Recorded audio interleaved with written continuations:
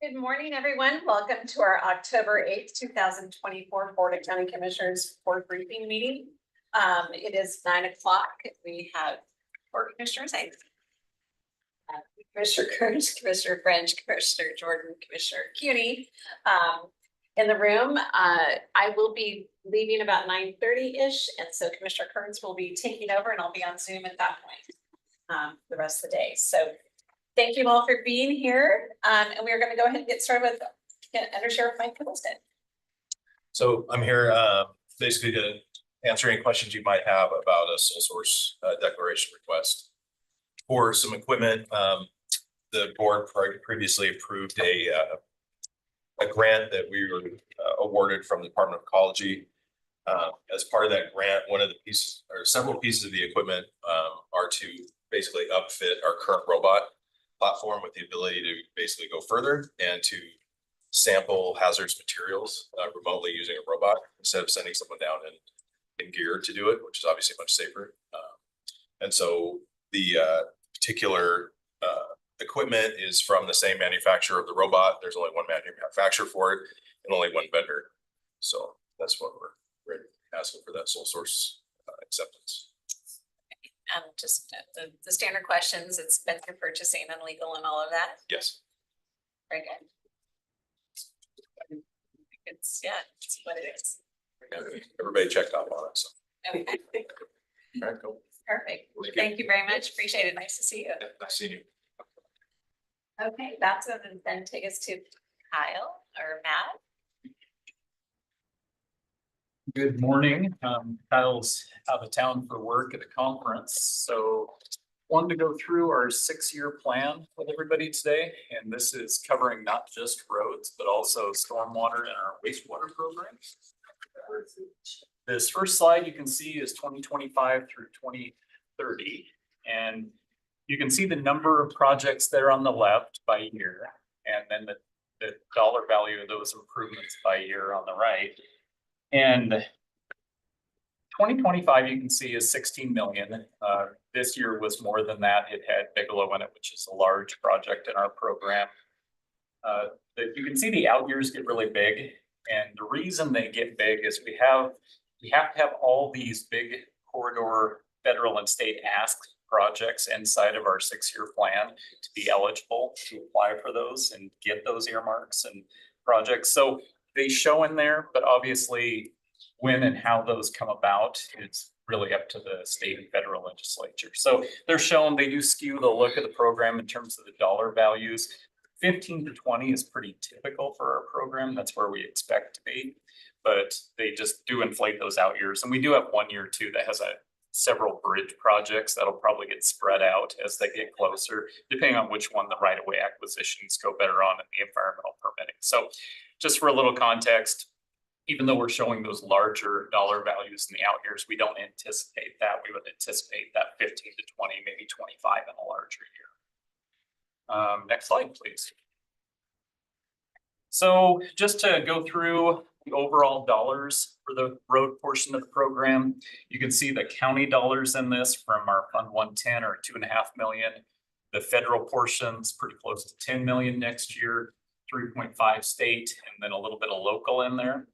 And again, like to highlight, that's basically an 84% grant funding on that program.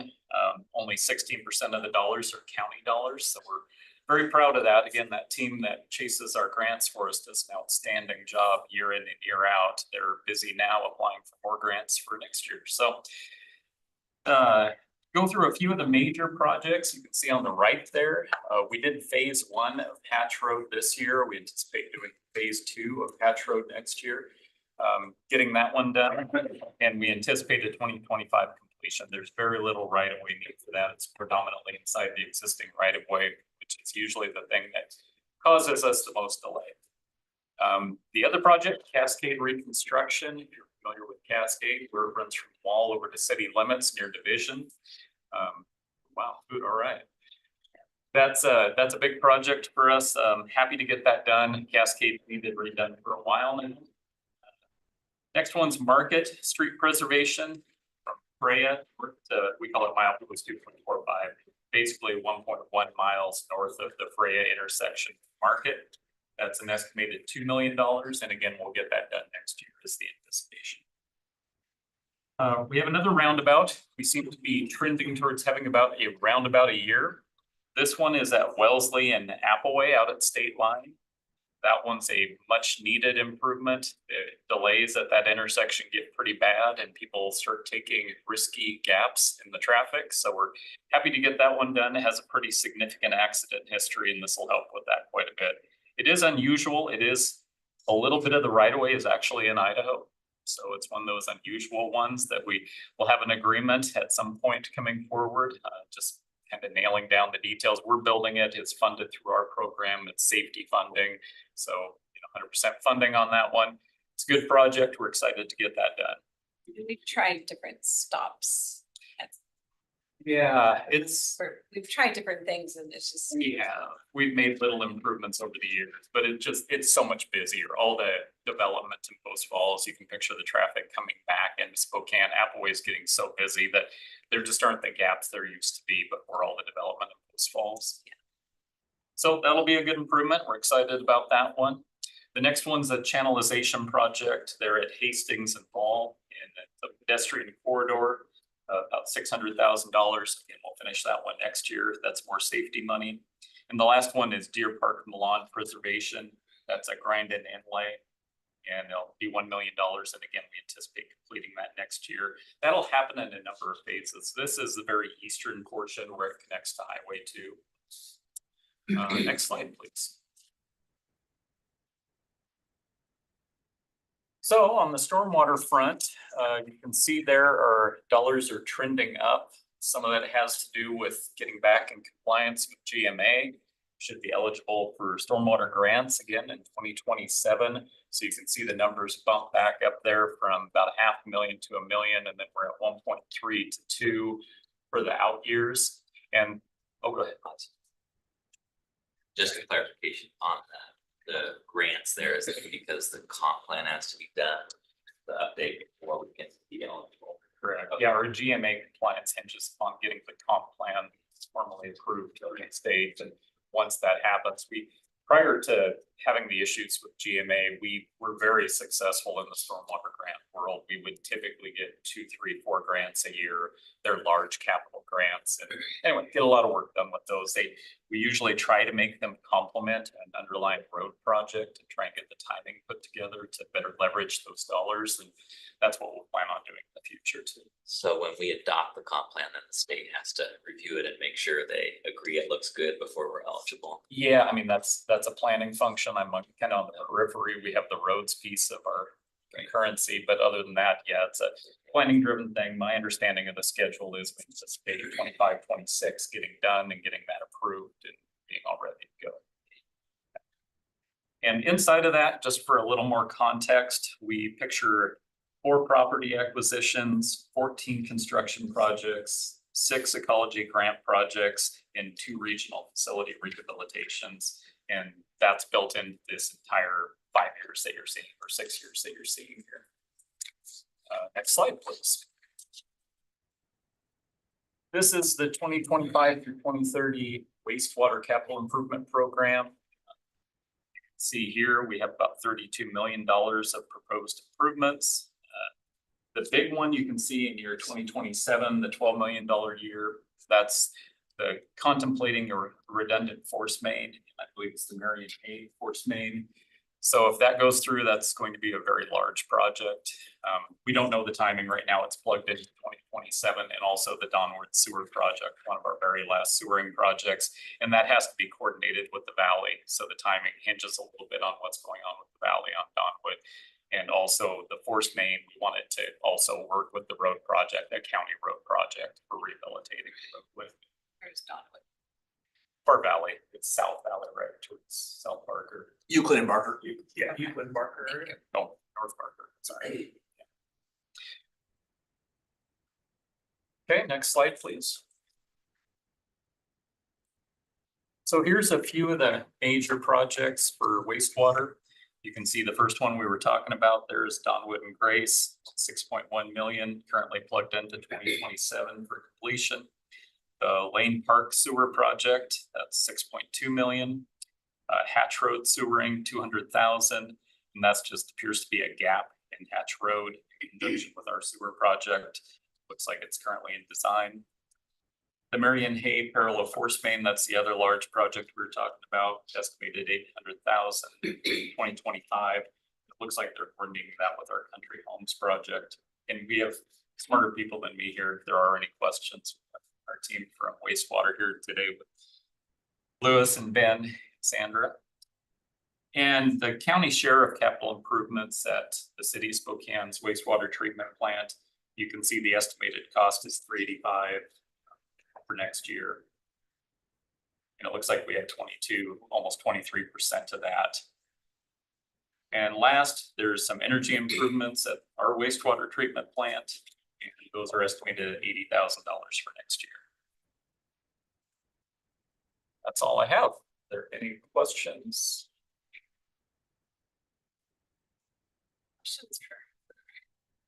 So if there are roads that have some development or things that come up that we need to add to the plan, you can always add that in the next year's 6-year plan.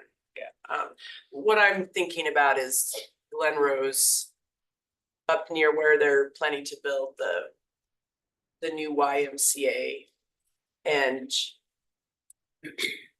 you know, when I've talked to folks up there, just having the safety for the traffic and pedestrians, and if it's gonna be a higher activity area, whether or not we can have plans to develop that into more of an urban road or to have, you know, a pathway or for folks to get to the new Y. Have you thought about that yet, or are you, I see a couple projects on here to do roundabouts on Glen Rose and do some improvements. But anyway, just wondering if that was on the radar. Yeah, you know, what I would tell you is our 6-year plan is very much a living document. We are modifying it constantly throughout the year, even now. So yes, it absolutely is on there. Glen Rose is very much front of mind for us. It's become a very urban road in terms of the traffic, but it is still very rural in nature. Having one side of it be extremely rural and having the other side be urban presents a pretty significant funding challenge in terms of getting funding partners on board. But we're very focused on Glen Rose right now, is what I would tell you. There's a number of roads in that same situation where we need to find a solution, because the traffic and the need for pedestrian facilities and bicycle facilities is getting significant, and we need to figure out a way to address that. Our team's working on it. Development pays and improves some portion of that. You know, that YMCA will obviously improve its frontage. There's an adjacent plat to the south that will also improve some facilities and give people better connections and for pedestrian and bicycle traffic. So yeah, there's a lot of pieces moving right now in that area, and we're going to be working with all the partners to make sure we get a better answer than we have currently. I think they have several more years to raise the money. So we have some time to think ahead, which is always nice to have with road projects. And if it is a multimodal, I know there's the transit station's not too far. STA's South Transit Station. So if it is a multimodal project, there might be some grants that would work well for it, so. Yeah, the grant world works better once things are built, unfortunately. It's more reactive than proactive. That plat to the south, though, you know, it'll build some of these connections for when the Y does come through. It's conditioned that, frankly, the developer, George Paris, wants those connections. We have that Benbur pathway right now that goes through the neighborhoods to the north and comes through right by the Y that it will be able to connect into, and that connects to STA where it hits up on 57. Right. So we've got a lot of the pieces now. We'll make sure those all work well together when we do the developments. Should be a good product for everybody, getting the kids and the neighbors to that without having to be on busy roads anymore than they need to. Thanks. No, we share that area. We were just talking about this yesterday. It's where our districts connect. Yes. So Matt and I, when we were meeting yesterday, we were just talking about Glen Rose, as well as the whole Parker 32nd Salties Sullivan connection that, as Ben Bradford as well, you know, is becoming more of an issue as well, you know, and safety issues and stuff too. So So those are kind of those two really rural routes that are becoming much more urban. Yep. So, Any other questions? All right, thank you very much. thank you. Appreciate it. Thank you all for coming, just in case there was questions. Although I guess And the next now Lewis and Ben are gonna be speaking, so there we go. So brought a whole team. There you go. Great. We got a crew here this morning. So introduce, Yeah, thank you. Ben Bradabo, Environmental Services, and with me is Joshua Villa. Pleasure, Joshua Villa. I'm the pretreatment coordinator for our industrial pretreatment program. nice to meet you. And so Pleasure to meet you. we'll talk through our code changes that are tied in the same sanitary sewer code, but some changes in that Lewis Center will work on those. So a year ago, we came to you and said we needed some changes on our fast oils and grease control. And so now here we are a year later, and what we're proposing are really just some fine tuning of that. And Josh was going to talk through that a little bit. So the Article 200 is adding definitions on what grease is in our sanitary sewer code as well as yellow grease to further uphold the prohibitions to have grease and or yellow grease discharged to the sewer, or excuse me, to prohibit grease, yellow grease and grease to the sewer as well as to grease control devices. So it just adds specificity for the businesses that are required to comply with the ordinance, and it makes more sense. So it makes more sense. Additionally, the control device update, there's been a change over the last couple of years where high efficiency devices in both the food service and let's say the automotive industry, where normally we have prescriptive maintenance thresholds for those. Some of those are now being governed by the manufacturers of the devices themselves. And so this adds more flexibility for the user or for the commercial user to maintain their device. If that makes sense. I was gonna say, do you wanna tell us what that Sure, really means? sure. So for example, so there are some devices that have that we rely on, let's say for an oil water separator, we rely on the the Eastern Washington Stormwater Manual, and that articulates maintenance thresholds for grease control devices. Now, there are other grease control devices that have been manufactured and codified under the Uniform Plumbing Code, and those are articulated through the manufacturer specifically. So there's a disconnect between like a prescribed standard for one device and one that's been articulated from a manufacturer. So should a business buy a grease control device from a manufacturer that is, their standards are in the UPC, it allows them flexibility instead of adhering to a different standard, which would be the Eastern Washington Stormwater Manual. So example, like an oil water separator has an inch of oil and 6 inches of sludge at the bottom of the device that triggers maintenance versus the new engineered ones. Those have 25% capacity before they reach maintenance requirements. So they're a little bit different. So that just and for example, some smaller facilities that don't require large devices, it allows them flexibility to add smaller units and reduce the costs. And a key part of this is businesses install these systems and then they have to be maintained. And so allowing them to have the flexibility to use a very efficient one that would reduce the requirements or for maintenance, and helping essentially giving businesses flexibility to choose the right product for them. Businesses that are very familiar with this come in with the exact product they want, and it's very streamlined in the permitting process. Absolutely. So we're working with them to make it flexible, but also protect our sewer from having deposits increase. Thank you. Again. And then the next slide It's like this. is this is a requirement for industrial pretreatment. So this is a little bit separate. It's a different chapter in code. But Josh. Yeah, so this is under CFR 40 CFR Part 3. Our significant industrial users and our permitted users need to be able to submit their discharge monitoring reports with an electronic signature and electronically send those. It's a requirement that's being pushed to all municipalities that have a publicly owned treatment works. And so that's required by the Department of Ecology and both the EPA. So this code is just the precursor to that system. Does that make sense?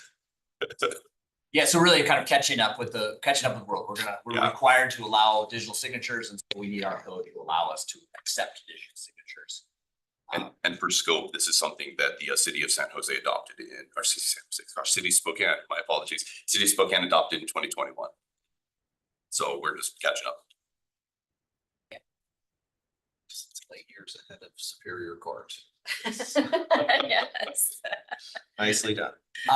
Thank you. And so, yes, that's it that we have, and then Yep. Lewis has a couple items as well. This is Louis Graff, wastewater system administrator, and I'd like to introduce Sandra Anthony. She's our new program manager, and she's our sort of wastewater. She oversees the wastewater sewer planning and design folks up on our 4th floor, and she's comes to us with a lot of good experience. Has worked for some very good firms in town, and just you'll be seeing her more often at these meetings, I'm sure. Welcome, Sandra. So our code changes they kind of started because of our use of DocuSign. Whenever COVID came around, we started using DocuSign for getting our sewer connection charge agreements signed and executed. And it comes about that we're the only basic department that's using DocuSign now, and so it was going to cost us $15,000 or so to continue using it next year. And so we started looking at our options and talked to legal, and kind of came to the decision that we don't necessarily have to have signed, executed connection charge agreements whenever somebody connects the sewer. We've got the code that lays out all the different terms and charges that somebody would be subjected to when they connect. And so we've decided we want to get away from actually having to get a signature and track down a signature, which has often held up, projects getting permits, and it just is a lot of hand holding sometimes trying to get a signature. And so anyway, that's kind of one of our main points of getting these code changes done and it's unfortunately it's in like 20 different sections of the code that it talks about these connection charge agreements. We have to change a lot of different sections to follow through with that, but that's one of the major ones. And then also just trying to fine tune our business. We now use SmartGov much more than we ever did before, so we have an idea of when people are actually getting their certificates of occupancy. And so we can use those tools to help us, have a better informed trigger for starting billings for different properties, whether it's the connection charges that we start or the O&M, the monthly fees that we start. So that's another thing we want to change how we find, those dates and properties for whenever it's time to connect. And our connection charges, most of the time it's like a 20 or 240 month payoff, and 90% of the time people are paying it off monthly. It's pretty rare that anybody pays it off in a lump sum. So just to make our billing practices simpler, somebody connects to the sewer, they're just automatically put on the payment plan, and they can pay it off any time that they want to after they're connected. But this is just going to simplify our business practices and help us to keep up with our connections. And so any questions or comments on that, on the connection charge agreements or Previous sections. Well, going back real quick to the previous section on the devices. So I assume that you believe that the changes are still adequately protective of the sewer. They are. So we're really just trying to fine tune, having been implementing it for a year and getting the language there. We're just fine tuning it to be more clear and to be User friendly. And especially on the flexibility is that traditionally businesses have put in concrete interceptors, which are underground, large, not terribly fancy devices. They slow the water through and the grease settles out. And what's happened now is that they've been able to develop very compact, small sizes that are much easier to install than a concrete device. And we want to allow people to use those. And we'd prefer that they use those because they work better. And so trying to allow that like to chime in on that as well. So I think the difference is in our 803, in our pretreatment ordinance, there are prohibitions for grease discharge. But in our sewer code, that adds specificity on what those different types are. And it's important with the difference between grease and yellow grease. So grease is going to be something that we catch using these grease control devices as part of operations, versus yellow grease is going to be something that's going to be fryer oil. And what we don't want is to conflate those two and then confound the operation of those devices and or have that go down our sewer system. Have one more on the connection charges. So there's some deferrals in there, right, for certain housing developments. Is that new, or can you kind of speak to that? We have deferrals now, Okay. like if a person builds a new house, our code says that they have 9 months after the connection is finished, and the problem is it's, as far as tracking when that is, it's very difficult to do. And then with these developers that, are building, not multifamily, but say you're building 10 single family houses, tracking when those houses sell and when they're occupied, it's, we found that now that we can use the SmartGov to track that better, and so instead of using the sewer, the permit, that's kind of the beginning of the process, it's much easier to track the end of the process using SmartGov. So you're using a certificate of occupancy or a time. So it's a kind of a different way of, but Of very, measuring when? yeah, it's very similar to kind of how things are working now, but just putting it into the code that more aligns with kind of how we're, houses generally are getting built and getting sold pretty quick, but hopefully that stays that way. But we will change if say the economy slows down, all of a sudden houses are sitting for 2 years vacant. We'll come back and we can change the code again, to deal with that if that happens. But for kind of how the market has been these days, these timeframes I think work pretty well. Yeah. Thank you. I think that's about all we had. Yeah, just really making a lot of effort to tighten up our billing practices and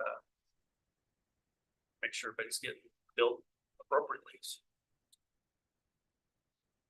Question. Okay. So this great. will come back through a notice of hearing to the board next week to set a public hearing date. Are you gonna do it all again? Very good. Thank you, commissioners, for your time. Thank you. Thank you. Welcome to both of you.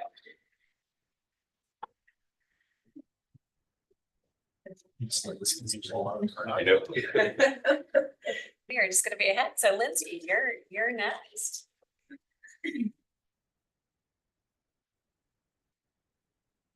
Hello again. Hello.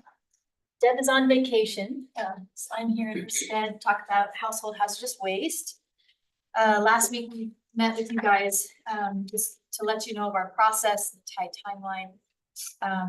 We finished up our evaluations last week, and first of all, we received 4 well-qualified proposals. I think each of the companies that proposed could have done a good job.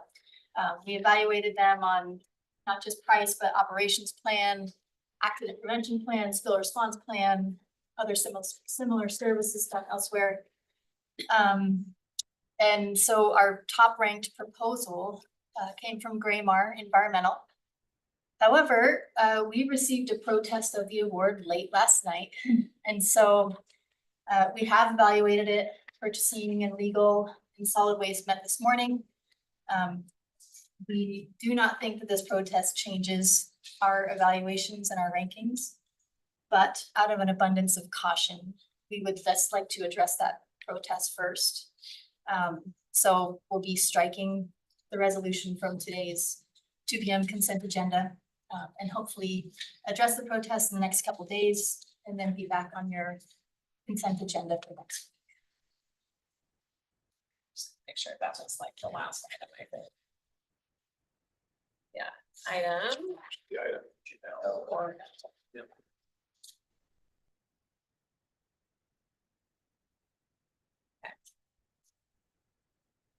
how things go. Yeah, no, it is. It's how things go and I know you're wanting to get this contract done quickly, but I appreciate you just taking the extra week to just make sure that it's all in order since the protest came in last night. We were really trying to just push this through and like, no, we only have about 5 weeks, but we'll just prioritize negotiations.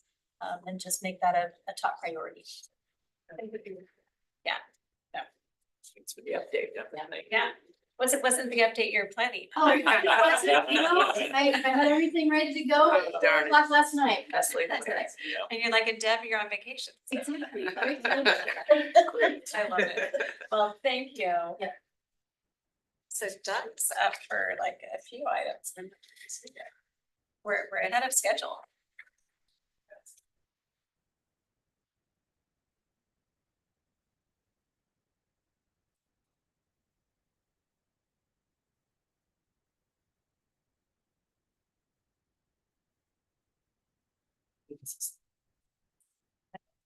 Is there any miscellaneous items? We discussed a lot yesterday. While we're waiting for that.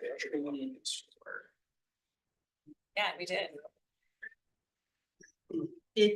Did you want to move ahead with miscellaneous? Yeah, if you're ready, we can go ahead and do miscellaneous. Okay. As we wait for Doug, and then I'm gonna be switching to my Zoom in the car.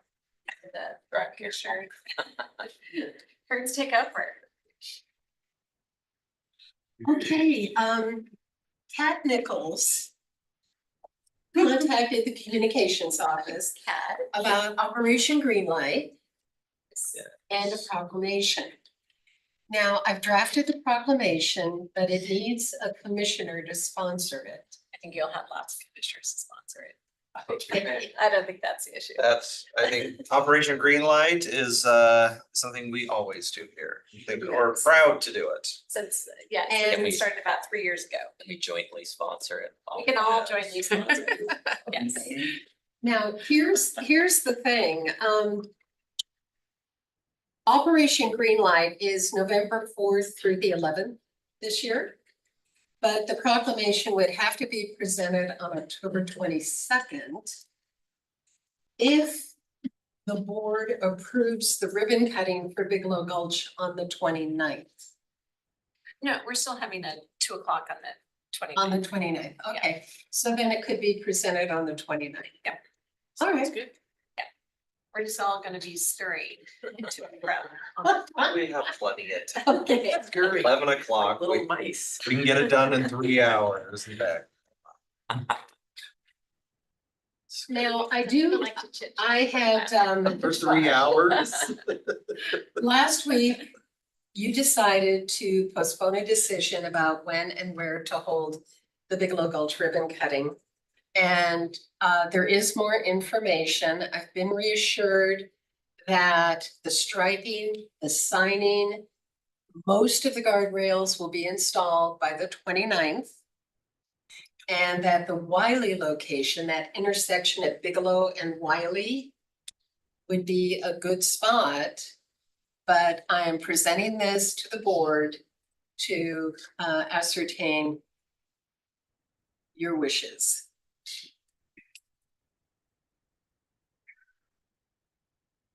It would be at 11 o'clock. Yeah, I like that location better than having it back by the school district. It's closer to Okay. where the road is. And so I think having it closer to where that new section is the best. And the road will be open so that the folks who are there can then drive over the new section afterwards. Is there gonna be adequate parking? I mean, because I think that this could be Yes. big. This could be a lot of people showing up for this. So, Yes, there will be okay. adequate parking. All right. The county actually owns a nice spot of land just off the road. Yep. And so, yes, there'll be plenty of parking. It's where we were maybe 2 years ago for a ribbon cutting there. Yeah. But I don't remember where we parked. I mean, we were all standing on that dirt area. We had a tent there, we had a stage, but I actually don't You remember parked where we were. Alongside it, Did we? Okay. yes, but you Okay. weren't on the road. Okay, I just want to make sure we don't get a bunch of people, let's not create a traffic jam. No. With our ribbon cutting. Actually, I'll make sure to have parking signs up, Sounds good. so. So will it be actually open for public use that day? Yes,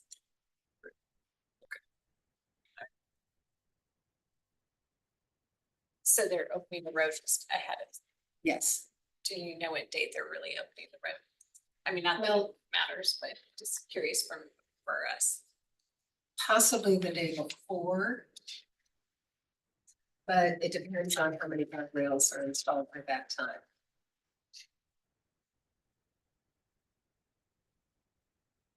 But the signage and striping will be in place. I'm sorry it's a moving target, but you know, weather and Construction, supplies contractors, and construction schedules are just, they're just not easy to deal with. so what is the pleasure of the board? October 29th at the Wiley and Bigelow intersection? Okay. 11 o'clock? Okay. Gina did ask me about your morning briefing and said, well, if it ends at 10:30, that'll give them time. And it's like, no. Yeah. It would be better if it ended at 10, because you're going to have guests there, and it would be nice if you were there early to, you know, welcome your guests and interact.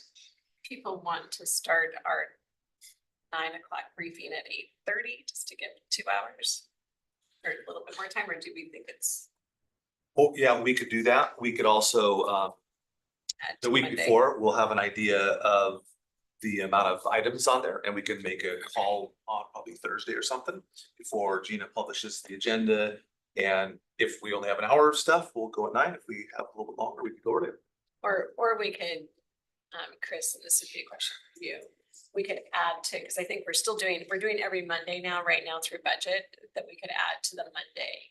Yep, yeah, just need to publish it. So I don't think we have a ton on that Monday. No, I believe we can just split the agenda. If it's a full agenda on Tuesday, we could put some of those items on Monday on the agenda, so. So we can do that. Yep. Okay. Now, Plan for that time frame that we're adjusting between those 2 days. My caffeine doesn't take full effect till 9 AM, but if we have to do 8:30, I'll be. Okay. I like- would ask each of you to please send me your guest lists with their email addresses, because I will send out the invitation via email. So I really need the email addresses. Okay, thank you very much. Take over from here. I think Beck's not here, but. That's So George was gonna be later on the agenda. and Just came over. Oh, Pavel, I didn't see you back there. Okay. You wanna jump up? Sure. Go now? Sure. Go for it. Super quick one. So this is a contract for Habitat for Humanity. It's for down payment assistance. I think it was briefed and it was approved in the annual action plan approximately 6 months ago or so. The contract's ready for execution. I met with Habitat yesterday just to make sure they're ready for it programmatically. And they've been running down payment assistance programs using all kinds of different funding. They basically track it with separate accounts, make sure that all federal requirements are followed for each different funding source. So yeah, they're basically ready to get started using home dollars. Just wanted to mention that since these are home dollars, they're passed through. They're the most difficult to work with. So the idea would be to inject that program with these home dollars, so they have a revolving down payment assistance fund. And this also with our previous stakeholder engagements, down payment assistance is one of the highest priorities based on the community feedback. So it's a nice start for us to get this program running with Habitat. So I guess if anybody has any questions about it. Amber? So have we worked with Habitat before, or the county has? Yes, I believe, oh, sorry, actually, We've worked with Habitat for a lot of different projects. We haven't done down payment Oh, assistance okay. directly with them, I don't believe. The city of Spokane did have a contract with them, I believe, 5 to 10 years ago with a similar program, and they were successful with it. We've indirectly worked with it through the Highland Village program. Right. So, this is a little more direct. No, I think it's great. Sorry, I'm trying to scan ahead in the packet past the parks.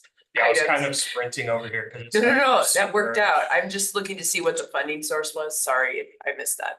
Yeah, it's Home Investment Partnerships home. Program, federal. Great. It'll make it easy on us compliance wise if we just let them reuse their program income and make it revolving. On that, if I may, I was gonna ask about this spring, you were working with the state on a federal grant around the manufactured homes and building new homes and on the West Plains or moving folks from those manufactured home parks. Correct. Have you heard anything from the state on that grant yet? Nothing yet. All I know is that they're announcing Q4. So hopefully it's by the end of this month, maybe next month, that we'll find out. It's a big ask, so I'm doubting that they'll fund us in full. It was $18 million out of a total nationwide availability of 235. So we'll see how it goes. That was Washington State's ask, 18 million. Washington State's was 85, so we were 18, Oh, and you're 18 out The of that. county is 18 of the 85. Got it. Yeah, Okay. 235 nationally, so We'll cross our fingers. we'll see.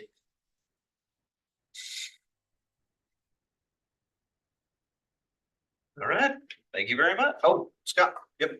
Well, the amount looks like a 600,000. How much do we have an anticipation? Do we have a target with Habitat as to how many homeowners it should serve?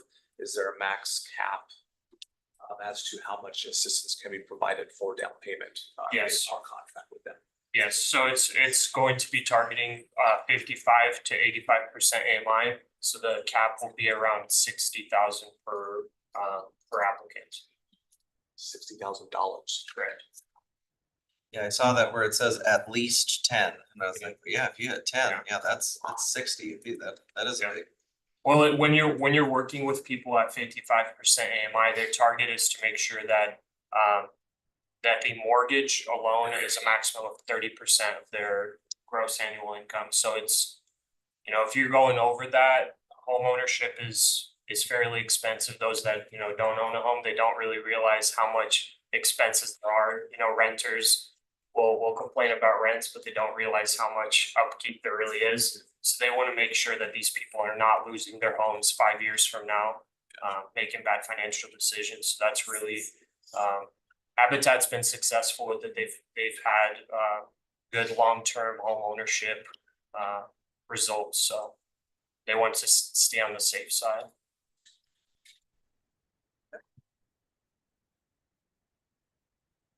All right, well, thank you very much. Thank you. Brings us back to miscellaneous. Doug's here. Oh, here's Doug. We're all just waiting. We're for it. about ready to adjourn, Doug. Just so you know. We'll move in time. You're all good. Oh, yeah, you are queued up for several items here, so Yes, you wanna lead off with the Nova Trails? absolutely. That would be great.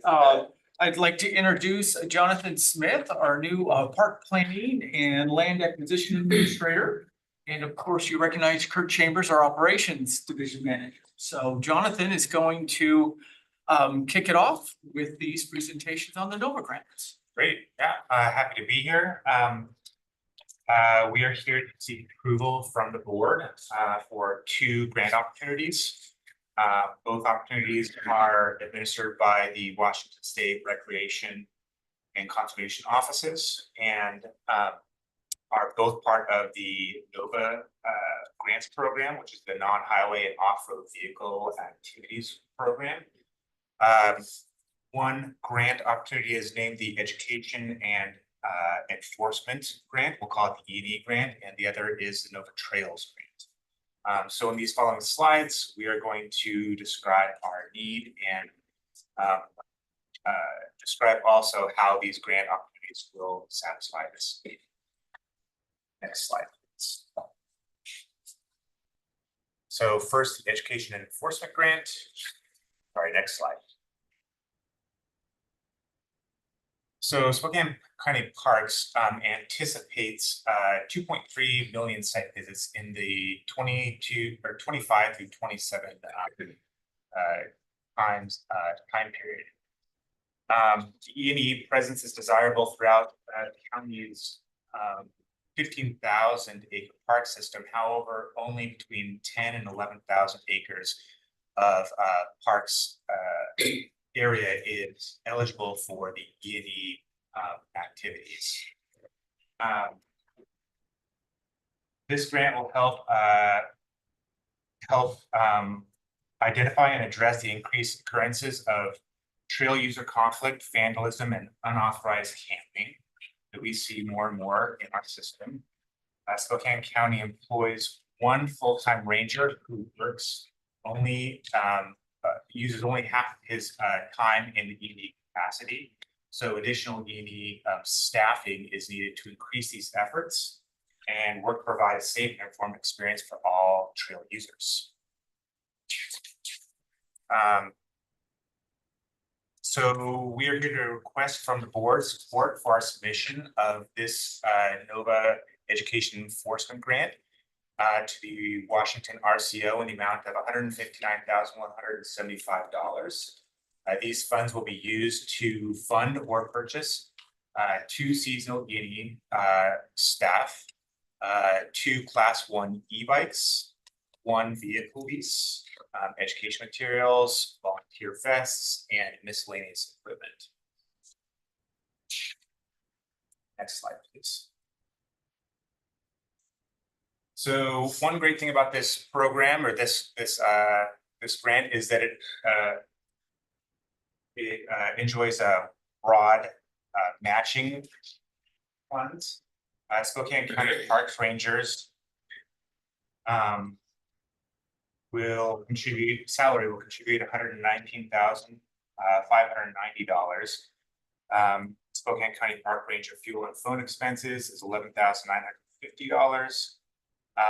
Volunteer mountain patrol labor donated horse use and trailer use will come to the amount of $59,072, and Evergreen Mountain Bike Alliance volunteer labor and cash donation comes to $6,750 for a total of $185,412 matching funds. Next slide, please. The previous grant and match we anticipate to result in 1,950 NOVA E&E Park Ranger hours, 3,600 seasonal full-time NOVA Park Education 8 hours. This is additionally looking for funding for 823 mountain patrol volunteer education hours and 250 Evergreen mountain bike volunteer education hours for a total of 6,682 total hours of eyes on our trails and participation with trail users. Next slide, please. So our request to you is to approve authorization for the NOVA Education Enforcement Grant, and it's supportive. We will work to have this before the board for consideration on October 22nd of this year for the legislative meeting agenda. And the general calendar for this grant schedule is legislative agenda on the 22nd, submission deadline is the 31st, and then we have a resubmittal opportunity. March, we have questions and answers from the evaluators, and then our preliminary ranking will be in March, either March or end of May, sorry. Next slide. So that is the first grant opportunity. The second grant opportunity is also a non-highway and off-road vehicle activities grant. In 2018, This grant has to do with the Airway Heights ORV Park. In 2018, Spokane County Parks was awarded Nova Trail Grants funds to develop a master plan to direct future development of Airway Heights ORV Park. In 22, following recommendations provided in the master plan, the park pursued $540,220 dollars in grant and matching funds and was awarded the grant from the NOAA Trails grant to construct phase one of the updates for the ORV park. This work will begin in spring of 2025 and will include park entrance and access road improvements. Our current need is a study of park utility infrastructure. Sorry, next slide. Can I pause you just with a clarification on that slide? Mr. Chair. Yeah, go for it. Thanks. You're on. The 205,000 match, is that something that we provided? Yes, And then the 336 was the award? yes, Okay, correct. thank you. Yeah, for a total project of 540. Yeah, it's a good catch. Okay. So our current need is to study the existing park structure. We need to understand more fully the feasibility of connecting facilities to nearby city of Airway Heights sewer infrastructure, and also understand the capacity of the current electrical system on site before we move forward with further renovations of the site. Our request again is for support of this grant opportunity and our submission of the Nova Trail this grant to the Washington State Recreation and Conservation Office in the amount of $75,000. No match for this is required or proposed. If successful, these funds will be used for a cost and feasibility study connecting park facilities to city infrastructure as I previously described, and the capacity of the current park electrical system. You did get Ron to catch up on the Sorry, slides. next slide. And the final slide, here's the next slide. Thank you, sorry about that. We ask you to approve the resolution authorizing staff to apply for this Nova Trails grant. And if you're supportive, we will have this before you for your consideration on October 22nd of this year. The schedule for this is the same as the previous grant opportunity. Next slide. So that is the end of the presentation and description of these grant opportunities. Do you all have any questions? On the first one, we've got it before. Yeah, I was just gonna mention, we currently have that and it's been working very, very well. And so that proposal will literally continue what we have if we're successful. So And is it competitive? both of these grants are competitive, absolutely competitive. But we feel good because we got the best proposal, right? We will have one of the best for sure, and hopefully competitively the best. All right. Absolutely. Mr. French? So on a kind of a tangent to this, the ORV park is inside the urban growth boundary. And we have been working with a number of developers and the city of Airway Heights to take this out of the urban growth boundary and adjust the boundary for Airway Heights to allow for residential construction. The Department of Commerce stands in the way and continues to stand in the way, but long-term, we're not going to get rid of this park. And the park does not need to be in the UGA. So as we go through the update of the comp plan in 2026, one of the things that we'll want to do is take this out of the urban growth boundary, adjust the Airway Heights urban growth boundary so they can actually get some housing, needed housing out there as opposed to recreational facility, which will always be here, but does not have to be inside the boundary. So our efforts to try and connect to sewer, we should try to wrap those up. This could be Ramp very, those up because very we timely. want to connect them now and not after. Yeah, Yeah, for sure. absolutely. Okay. be mindful of that. If we're pursuing that. It's good to know. Anything? Nope. Okay. Okay, I think we have one more item to update the board on.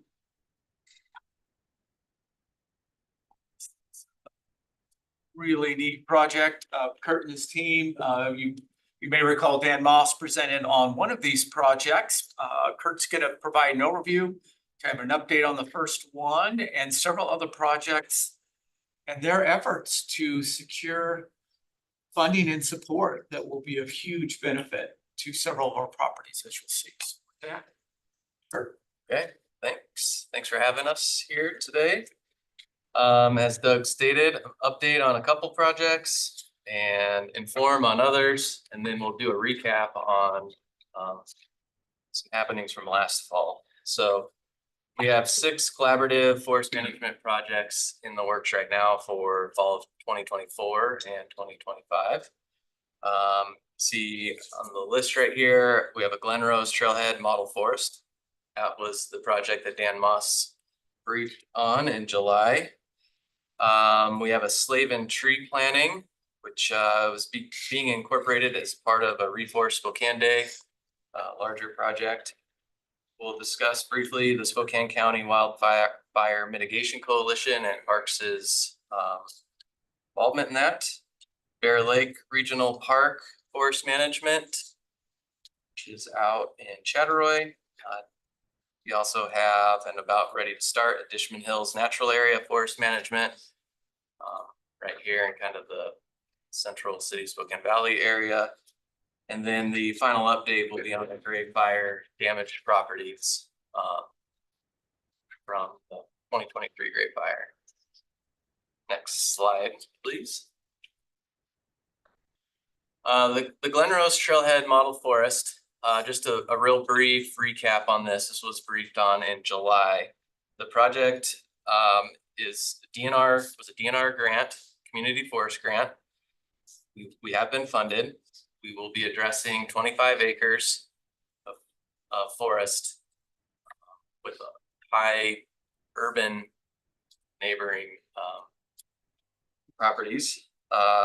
The project's going to be used as a demonstration forest, or I like to call it an outdoor classroom, to inform the public the importance of active forest management and to educate why it looks like the way it does when it's done. And that will be through interpretive signage that will be installed once the project is complete.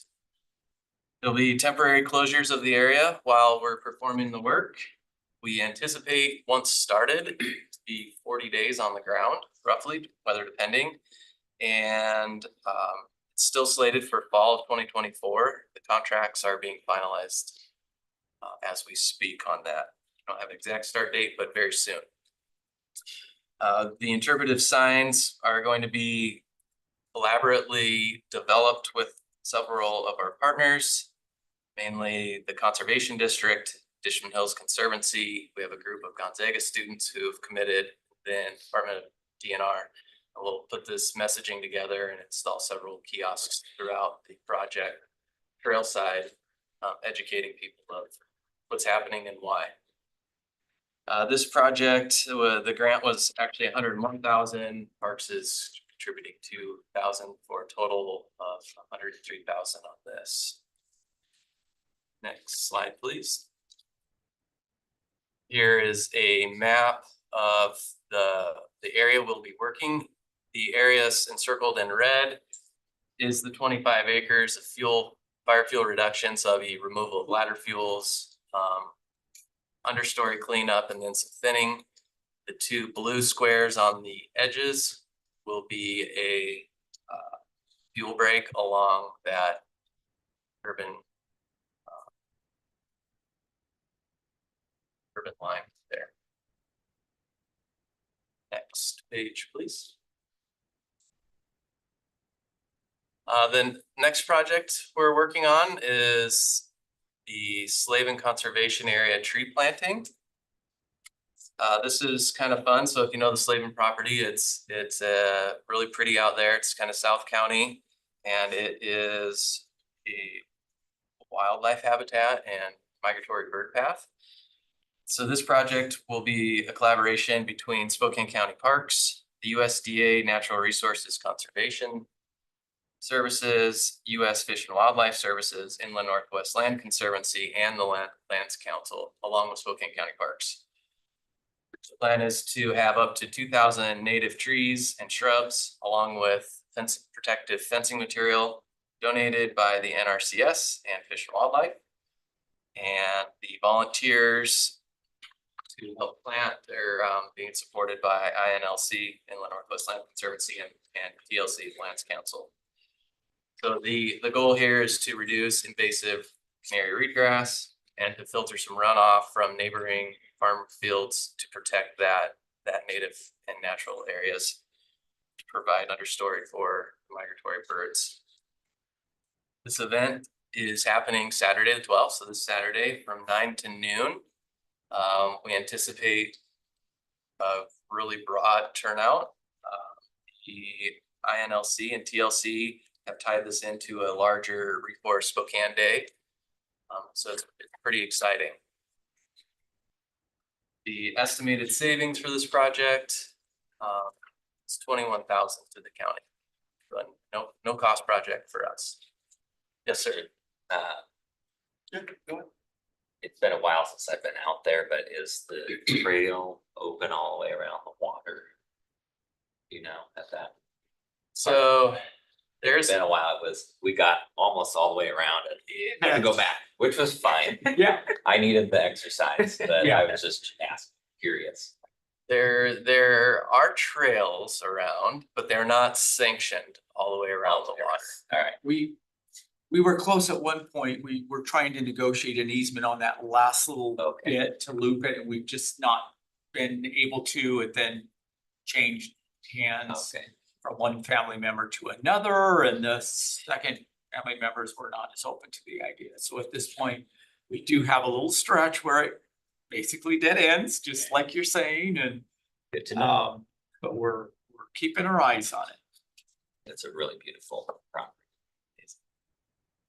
Next slide, please. So again, just a map of where we're planting. That white area on the graphic on the right is the section. It's a USDA easement area, and we will be planting in there to reduce that canary reedgrass and see the neighboring field that's farmed, so help any runoff that moves across the land. Next slide, please.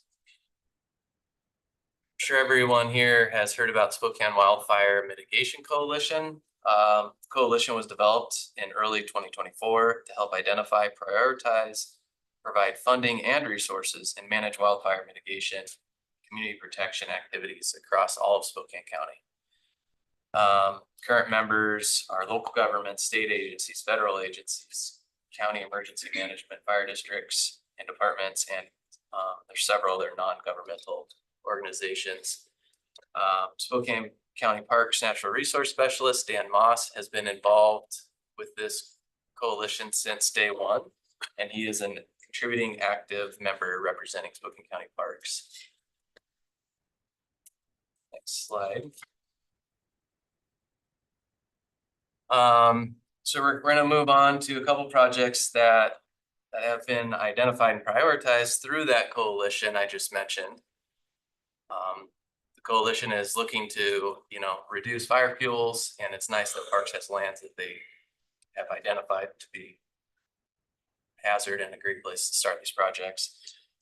Bear Lake being one of them. So Bear Lake Regional Park, it's North County, Chattaroy area. The Department of Natural Resources is funding County Fire District 9 to perform work on the park's property under park supervision. It's roughly 120 acres of fuel load reduction to reduce the risk of catastrophic wildfire throughout the park. So it'll be working on clearing the understory, reducing ladder fuel and thinning. You can see in that picture, the forest is overgrown. This was very close to the Oregon Road fires. That general area this park is indicative to what's out there. The work is slated to be performed this winter during park closure. And work finalized in the spring prior to park opening. Project estimated savings $190,000 to the county on this one. Next slide, please. So a graphic depicting where we will be working. It'll be 3 areas, 3 phases. The first one will be on the east side of Highway 2. Parks owns a 20-acre parcel. So we'll begin there first, and then we'll come into the park on the south end. The idea is other projects at the park will be wrapping up, and won't have any interface with them. So we'll do 57 acres on the south end, and then area 3 will be 35 acres on the north side of the park, kind of wrapping around the lake. Slide. Yes, Doug, how long have we owned the 20 acres across the highway? Fairly. And do we have any plans for that? I mean, We don't have. there's really no way to connect the two It's- with it's the highway. challenging with access and it's really operated more as a natural area under the radar because we don't have designated access. We don't call attention or encourage folks to utilize it. Okay. So it's more for wildlife at this point and but we are trying to be good stewards from a fire management standpoint. Okay. And I, as far as ownership, I think it occurred around the time of the original acquisition of Bear Lake. It may have been part of that, and I would have to honestly look back at the plan to recall that, but I think for some time. Okay. Thank you. Next slide, there we go. The second project that stemmed from the Spokane County Wildfire Coalition is Fishman Hills Natural Area Forest Management. Fishman Hills is located right there south of Appleway. And it's a very desired place and is an urban forest boasting relatively high fire danger. So this project is quite exciting. Several agencies are happy to see this happen and we're willing to help us. So the collaboration here is the Department of Natural Resources providing the funding. Spokane Fire Department is managing the works under Parks supervision while training Dan Moss, our Parks Natural Resource Specialist, how to manage this type of project with all the agencies. So it's a win for several, including the neighbors who are very concerned. So this will be 190 acres of fuel load reduction to reduce the risk of catastrophic wildfire. It'll be thinning, ground debris removal, that understory removal, and then reduction of ladder fuel. Mr. French? So the fuel that we pull out of there, how are we disposing of that? Is that gonna be chipped and taken to the hot fuel plant, or is we gonna do something else with it? So on all these projects, the trees that are being removed are generally under 10 inches in diameter and they'll be masticated. So they'll bring in giant grinders and it will just be turned to chip and left on the ground then? Left there, yes. Okay. All right. Dispersed and left in place. Have we looked at the potential of taking it to Kettle Falls and selling it? For these, I don't believe those were looked at because of the cost. Okay. As far as I know, and just the general size of the tree. It keeps costs down to leave this is my understanding, to leave the chips in place. And they're not pulling out any sizable tree. Okay. All right. But I definitely like that idea and we can look into that further. Yeah, I mean, you might touch bases with the Vista. That's what they did with regard to the Gray Fire and the Oregon Fire with all of the burnt debris that was left over from there as they chipped it up and hauled it off to Kettle Falls and used it in the plant up there.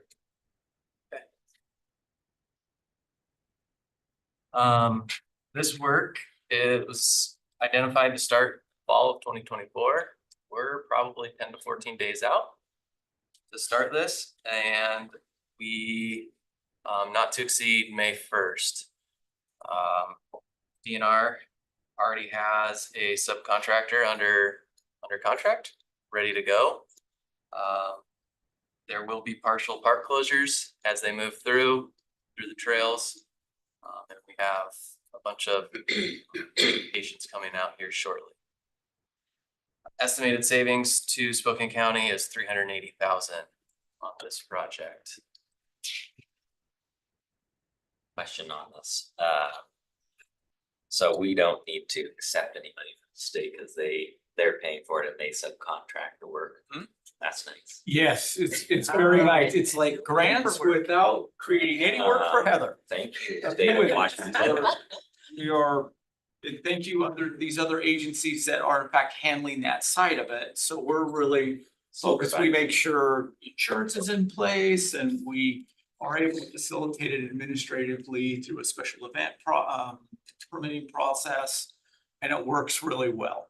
It really is great. So this Dan Moss has just been instrumental in bringing these properties to the attention of the coalition, and the coalition has really been supportive of choosing to invest these funds in helping to improve and complete these forest management practices, which is just great. So big kudos to Kurt and his team for helping to steer these in a way that will really benefit everyone in the community, and certainly the Dishman Hills Natural Area is one of the most heavily utilized areas in our park system that we share with DNR and the Dishman Hills service owns their property there too. Another follow-up question. When this kind of cleanup work is done, how long before it's kind of overgrown again? How many years does it really buy you in terms of a reduced risk? We know. So the forest will look shockingly different.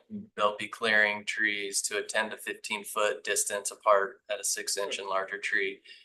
The understory will be masticated. We anticipate year one to be slow to regenerate, maybe some balsam root, arrowleaf, flowers and stuff. Probably 2 to 5 years will start to look normal, but a thin forest. We anticipate decade plus on the overall activities. There will be some management in between, we'll see ponderosa pines start to come back up and we can go in and selectively thin once we do this initial mass thinning and cleaning. Thanks. Next slide. So here's a graphic of where we're at. The work area is outlined in yellow, 190 acres. It's mostly, we try to really focus on the easterly side of Dishman Hills, where it's rough terrain, also a lot of fire risk, and right up to a housing neighborhood right there.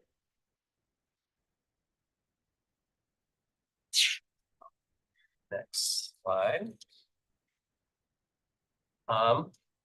Finally, a quick update on the county park properties affected in the 2023 Great Fire.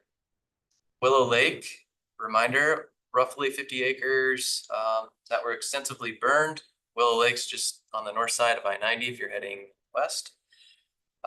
This spring, about 1,000 trees were planted and donated by DNR. Came in with the crew and planted a bunch of saplings. Park staff then followed and we dispersed a native dryland seed mix, grass mix. Hazards were addressed at that time. Any trees that were identified as a risk were put on the ground. The plan moving forward under the guidance of DNR and Spokane County Conservation District is to allow the property to recover naturally and to monitor the trees that did not survive for risk. So that is our plan there, and it's shocking how much plant material has come back and how beautiful it is throughout that property. Silver Lake property, County Parks owns 2 lots, approximately 9,000-ish square feet each. The lots were severely damaged. All the plant material was burned. Avista came in and removed the hazard trees, which was an amazing cost savings to us. And now we are just allowing the property to recover naturally. So hazards are down and we're just monitoring and allowing the native grasses to come back. Do you know whether there's been any progress made on removing fire damage or fallen trees from Silver Lake and Medical Lake? Outside of the park owned properties? Yeah. I don't. Okay. Sorry. Okay. And then the final slide. Please. So that concludes our presentation of the partnerships we have with approximately a $694,000 savings to the county. And many benefits in wildfire mitigation. Are there any questions? Any final questions? All right, thank you very much. Thank you. Excellent. Thank you. Thanks. All right, so we'll now move to Heather. Good morning, commissioners. Morning. Wanted to give you an update on the grant opportunities that we have been researching for the PFAS remediation on the West Plains. We've been working with Commissioner French in his office, our federal consultant, John Colton, our Public Works Project Manager, JB Hayes, of course, my grants team, and then the Community Engagement and Public Policy Advisor, Jeff McMorris. So the first grant that we looked at going after was the EPA Environmental and Climate Justice Community Change Grant. That is a grant that's funded through the EPA's Office of Environmental Justice and External Civil Rights. Application was a collaboration by my office, Commissioner French's office, Public Works Department, and our federal consultant, John Colton. We did start the process. We completed the SF 424, our key contacts list, and started the EPA 700 form. And we had talked with the Kalispel tribe about a possible partnership being the community partner. As we got farther into the grant application, one of the items that they had listed was that the area had to be a disadvantaged community. So when we initially researched that, we pulled our Department of Ecology and our State Department of Health Office of Drinking Water disadvantaged community maps. Both of those encompass the entire West Plains area that were affected. Upon further investigation into the application, EPA has its own map. So if we move on to the next screen, I'll go over each of the maps as they hit. So this first map is the area that Department of Ecology sampled. The State Department of Ecology, their disadvantaged community list actually encompasses the entire city of Airway Heights as well as all of Spokane County. They don't have a map because they just list all of the areas. But City of Medical Lake is included, all of Airway Heights is included, as well as Spokane County. The next map is the State Department of Health's Office of Drinking Water. This is their disadvantaged community map. You'll have to excuse my very poor drawing skills. I did not take a class in art. But the blue outlined area is exactly where the Department of Ecology already did the testing on the wells. So that would have been included, that's included in our Department of Health's disadvantaged community. And it encompasses other areas where maybe further testing is still necessary. The next slide is EPA's map. Everything that in blue is not considered a disadvantaged community. Only the items, only the areas in yellow are disadvantaged. So we have what appears to be likely on the south kind of end there, the city of Medical Lake. In the center, you've got two of those boxes are the city of Airway Heights specifically, and then part of what would be the city of Spokane. All of the area that was tested by ecology is not considered disadvantaged. So John Colton and myself reached out to the EPA and asked if there was consideration that could be made to expand our project beyond their disadvantaged community map. And the answer we got was a very strong no. They were not willing to consider it. Our suggestion at this point is that we need to probably get Commissioner French and the EPA District 10 head on a phone call, because not only does this affect this particular grant application, but this could affect future grant applications, because as more funds are released for PFAS remediation, if they're continuing to use maps that do not match our state maps, it could affect us being able to apply for these future opportunities. Gosh. Yeah, go for it. So when Rick DeSimone and I met with Regional 10 Director Casey Sixkiller, Sixkiller said in that meeting that addressing the issue of PFAS is going to be a challenge on a national level, and that we are all going to be forced to do things we've never done before.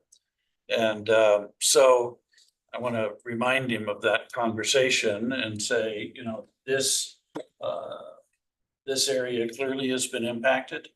It's clearly qualifies as a disadvantaged area on all the state maps. And so why do they not harmonize the maps between the state and the feds so that we can become eligible for federal funding?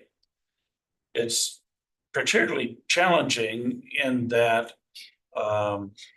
the contamination is a direct result of federal policies, you know, whether it's FAA or whether it's Department of Defense. This whole area has been impacted by federal decisions, and so federal government should be there to help pay for this.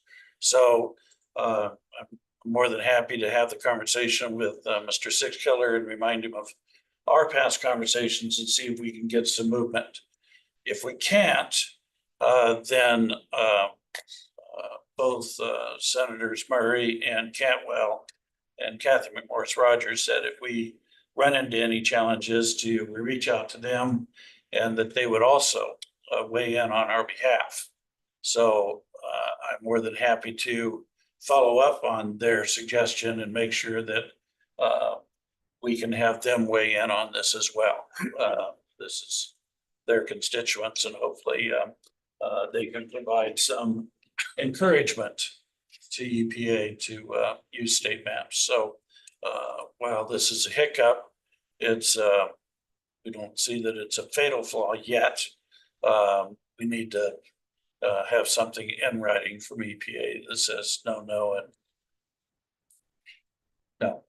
So we're going to continue to push this. It does, and all the work that we've done does continue to keep us challenged or keep us eligible for state grant funding that's coming from the feds through the state. And so a lot of work that we've done already, we can continue to use as after some of the state money.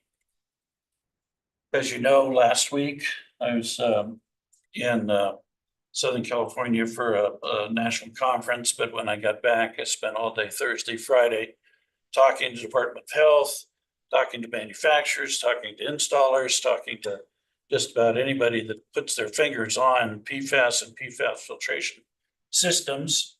Got some very good information, one of which was from the director of the program for the Department of Health, saying that they have $600,000 left to be able to provide under sink water filtration systems. And that's just a matter of having property owners that are willing to do that, submit an application to Department of Health, and they can provide the funding necessary to make that happen. So that is one path forward, but it's not what they call POET or point of entry treatment systems. And so did talk to a couple manufacturers about those systems. So we'll continue to try and push that. But at this point, I think the path forward for the EPA grant is a conversation between me and Mr. Sixkiller. Correct. And if it may move farther than that, because it may be talking about changing federal legislation to make sure that even if it ends up being a hard no on this particular grant, we need to change it going forward so that there is consideration for future awards. Yep. Question. When I saw your updated presentation, it was disappointing to see that. I started just going through the community change grants, website and just kind of looking for anything. And it looked like in terms of the eligibility that there's potentially two prongs of that. Correct. One is the map, which we have the answer so far, right, from EPA. The other was a kind of less well-defined statement about disadvantaged, unincorporated communities. And there was a interesting definition there. Have you looked at that piece of it specifically? Or have we gotten word from EPA on that kind of second prong? We have not. We've, from my reading thus far, this project would fall into track 1 and not track 2. So we've stuck there, but it doesn't mean that we can't still explore that opportunity. I would not close this opportunity at that point. I think it's still worth exploring until we get that hard no, and we can still look at track 2 to see if there is flexibility there. I would like to see us do that, because it seemed like there was some gray area there. I don't want to give anybody false hope, right? Yeah. But if there's something there, I think we should take a look at that as well. Absolutely. So if we move to the next slide, these are just some elements of the current grant opportunity that we've either begun work on or plan to work with certain groups to get to these pieces. What we've done so far, we will continue to work on, whether it is for this particular application or for future applications. I mean, this is going to be, I see this as being pretty standard. That's probably going to be required for most applications for this PFAS remediation. So we will continue to work on that. So the one thing that we have been able to achieve is the Department of Ecology has provided for us a total number of wells on the West Plains that have tested positive. So that number now is 259. And so at least now we have a number that we can quantify, put a price to as we move forward with the grant applications in the future. We now have a known entity about the level of infection or contamination. Yeah. I'll let you keep going to the next grant. Okay. I was jumping ahead. So move on to the next slide. This is a second grant opportunity that our federal consultant, John Colton, brought forward. This is also an EPA grant for emerging contaminants in smaller disadvantaged communities. This is one that is only eligible to states, so the State Department of Health would be the applicant. It is a non-competitive grant, however, so we would just apply to the state's allocation and help them with their the state's request. For 2024, their allocation was 17.3 million, and there is a new allocation every year through 2026. This particular grant covers all contaminants, including PFAS. So we will continue to use anything that any work we've already done on the previous grant to help with this particular application as well as any future. In addition, we've been in communication with the Drinking Water State Revolving Fund Manager at the Department of Health Office of Drinking Water, who's advised that they have multiple pots of money for PFAS remediation. So they asked that we complete the technical assistance form, which we have done, which will guide us to all of their funding opportunities available for PFAS remediation. And then the next slide. So Commissioner French had brought this one to us. The Department of Health Environmental Public Health Alternative Drinking Water Program.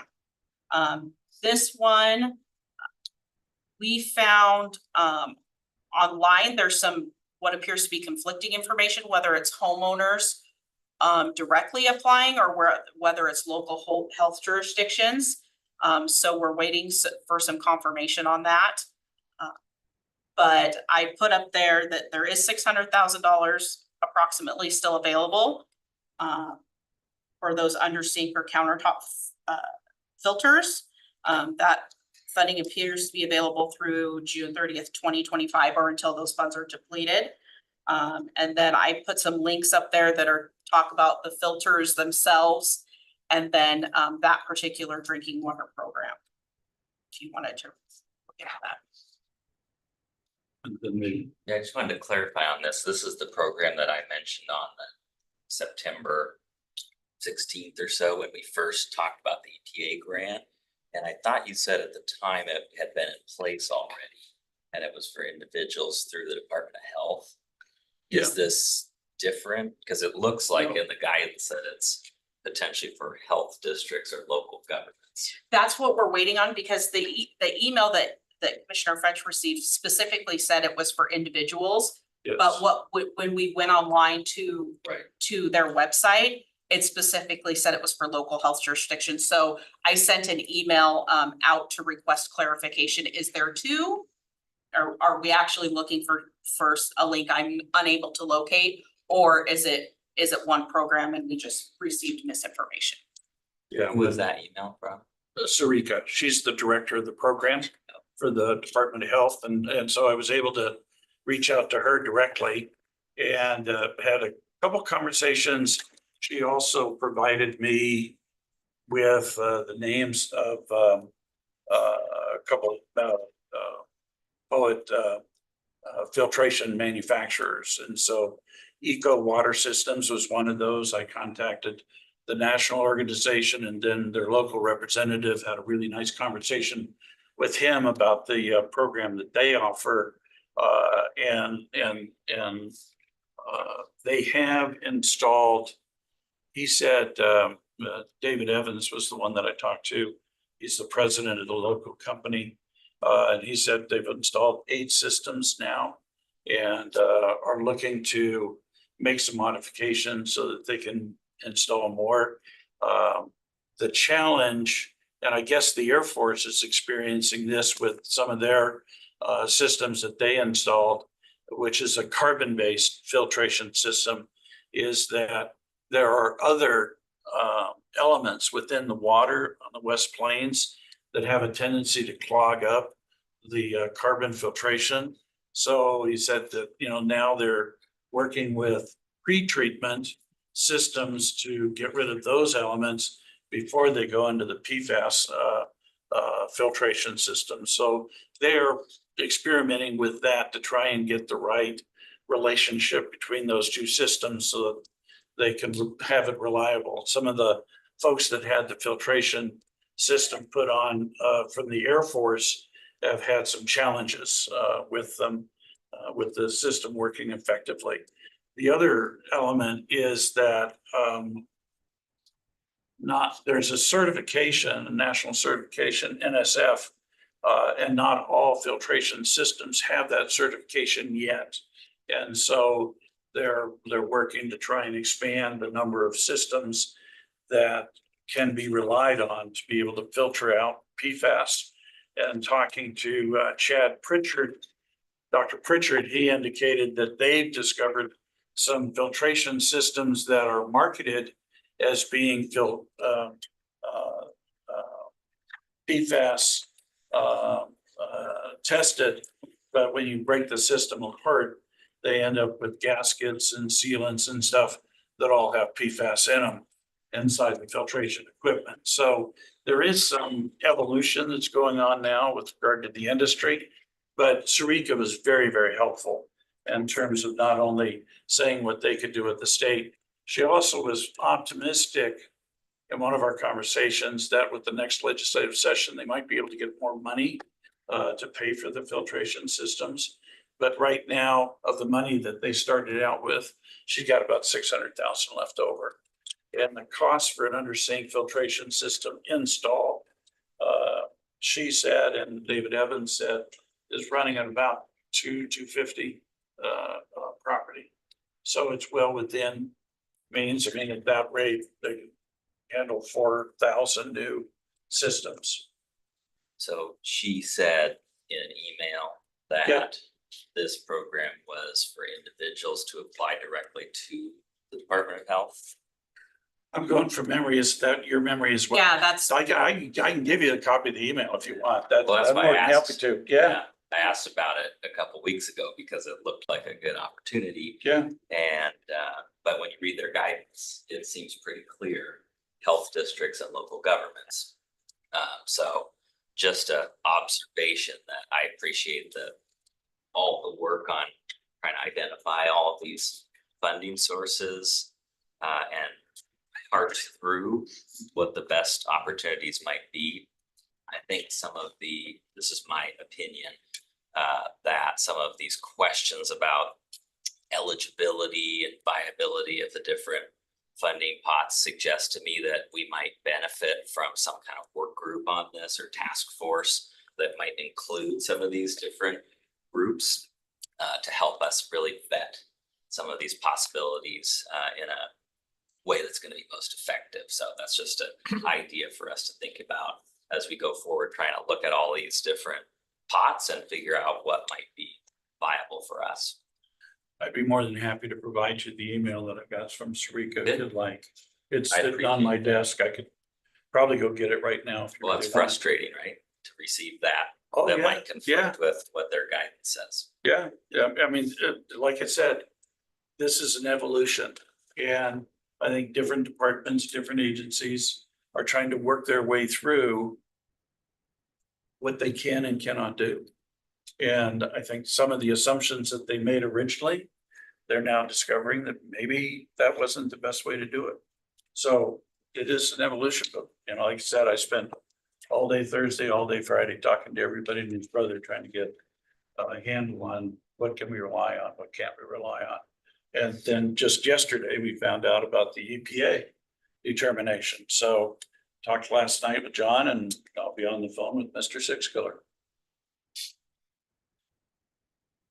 So on that note, I do think like a task force or a working group that we can get feedback from folks directly, like Dr. Pritchard, like our environmental water resources staff here at the county. I guess I'm trying to figure out, it looks like there are some opportunities here, which is great. What are the things that what are the projects and which ones are more short-term that can be funded? What are the more long-term, needs? I guess I'm wondering, is there still some more testing that needs to be done for those that haven't gotten their wells tested yet? These under sink filters seem really important, since we know of the 257, when you said 257, those have exceeded the EPA PFAS standard. So we know that we should do everything we can to get folks access to those filters, knowing that there's still technology evolution happening. So one thing that over the last month that I said, let you know, Commissioner French, is I just kind of followed up with Jeff and Heather just to find out if American Rescue Plan money could even be you know, an eligible source of funding. And I think we found that in the infrastructure category, and I don't want to speak for you, Jeff, I'm looking over at Jeff because he's the ARPA expert, not me. But, you know, there may be a possibility for like a small project, like putting in those undersink filters. But if we can get that funded through the state and not have to use ARP money for that, you know, but I just want to throw that in the mix too, that it sounded like now that there's a standard and we have 257, you know, 259, you know, wells that we know are exceeding that standard, that might give more of a, if we had a specific project, we might be able to use ARPA money as well if we had any additional before the end of the year at the county. So that was just something else I wanted to throw in, but it sounds like this might be much more, it's already there. The state drinking water program money's already there, ready to go. And if it's about 250 to 500 per undersink, you know, we can do provide a lot of filters to folks for that amount of money. So anyway, I'm just kind of, there's a lot of different projects. I'm trying to figure out, and I don't think I'm the best to figure it out, but maybe having a working group that can help us identify which of these are the most relevant now, or which things maybe we need to plan for in the future, knowing some of these grants we're not gonna see for another year. It would be helpful for me to hear from, you know, our different partners as well. So I'm looking at Department of Ecology's website here, and it says the Washington Department of Health is working to provide the point of use filtration systems to replace bottled water. It looks like individuals can request free bottled water right now. Right. But if the state is gonna pay for these filtration systems, why are we having a conversation about coming in and using ARP to fund them? I'm just throwing that out as another I option. haven't heard in anybody case. throw it out. So, I mean, I'm just like, why are you suggesting Well, I that didn't, the state is gonna pay for them? well, I don't know. I don't think we've figured out yet how to get a hold of these $600,000. We know it's out there. But I don't even know if we're gonna be able to get all of that 600,000. Because that's for the whole state, correct? It is for the whole state. The concern I would put to the board about going ARP is PFAS is a large issue. We are going to come close to appearing to break up a project to keep it under 10 million if we address PFAS filters, under sink filters or countertop filters, and just pay for that and then do a larger PFAS issue, larger fix with money down the road. Because ARP specifically calls out that you cannot break up any type of project to stay under the 10 million threshold, which requires justification with a link to COVID. That's of course at the board's discretion. It would just be my caution to you as a board.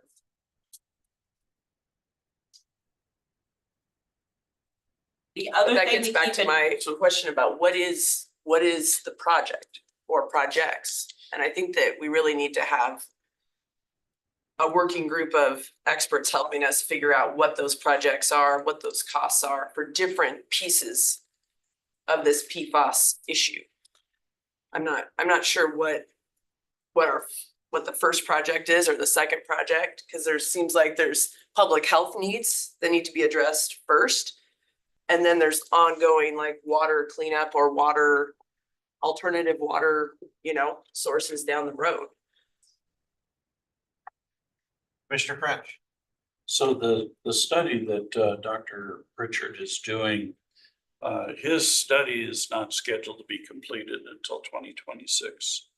And they have planned for multiple testing of wells to find out what kind of seasonality is there in terms of the presence of the chemical. And if any of the levels are deteriorating over time, so while there are 259 wells that have tested positive today, that does not mean, well, as of a couple months ago, when the testing was done and completed, that doesn't mean that next spring there won't be a higher number or a lower number. And that's why his testing and his research is multiple year project and stuff. So the under-sink filtration system gets you drinking water at the house. For a lot of the folks in the rural areas, that's not enough. What they want is the ability to water the garden, water the crops, water the animals. And that is the Poet system. And so that's what we're trying to address with the EPA grant, is that would have paid for the whole house filtration system. And so that's what everybody that I've talked to in town hall meetings and otherwise, that's their preference, not just drinking water. Get me to where I can use my property like I was using it before and stuff. So if it's not the EPA grant, and I agree with Heather, getting that determination from EPA that we qualify is critical for not only this grant, but also future grants. Otherwise, we're going to be left just relying on the state. And the state Department of Health, I mean, they're not focusing on Poet systems yet. They're just focusing on drinking water because that's the health issue. So there's a lot of elements here to be taken into consideration and stuff. There's an awful lot that, I can certainly share with you in terms of all the education we've gotten over the last several years of trying to deal with this with multiple entities and multiple agencies. I mean, even ecology at the June 3rd Water Coalition meeting said, we're going to be dealing with this for not years, but for decades. That's Bree's statement in a public meeting. So I don't want to wait decades. I want to try and get solutions today and stuff. So with every effort where you're trying to create something new, and this is something new, you're always going to end up with hiccups and bumps in the road. That took me 6 years to get the West Plains Water, the Public Development Authority together because there was always a bump in the road. But you just keep doing it. Every time you get a no, that's one step closer to getting a yes.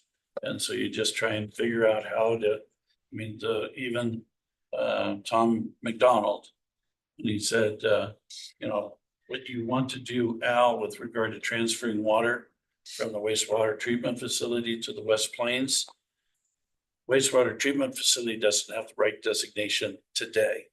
Just had a conversation with Ben Bradivo, and Tom McDonald said the same thing. You qualify, you just need to apply for the permit. And we can get that facility permitted as a reclaim facility. And as a reclaim facility, that opens up a whole other set of opportunities for the county. So I talked to Ben about, okay, let's have a conversation about what does that take? What does that mean?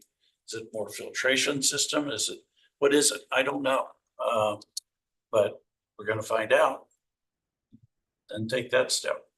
I've got a major property owner in northern Idaho that's got property rights and water rights that he's willing to transfer to the county with the cost.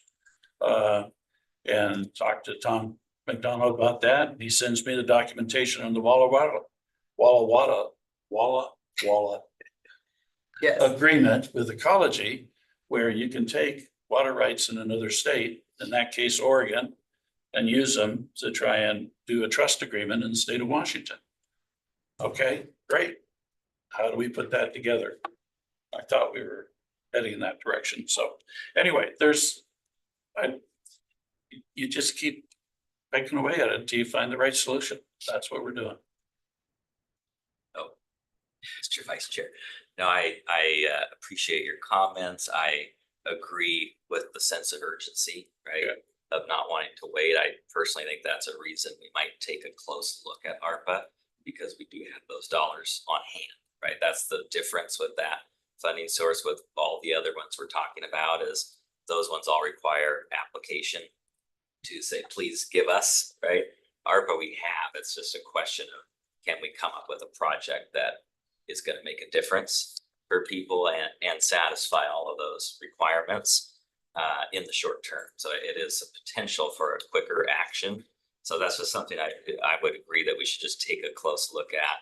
I think your comments illustrate the complexity of the issue too, and I think that's why we might benefit from some kind of organized group of experts that helps inform and guide us on these things.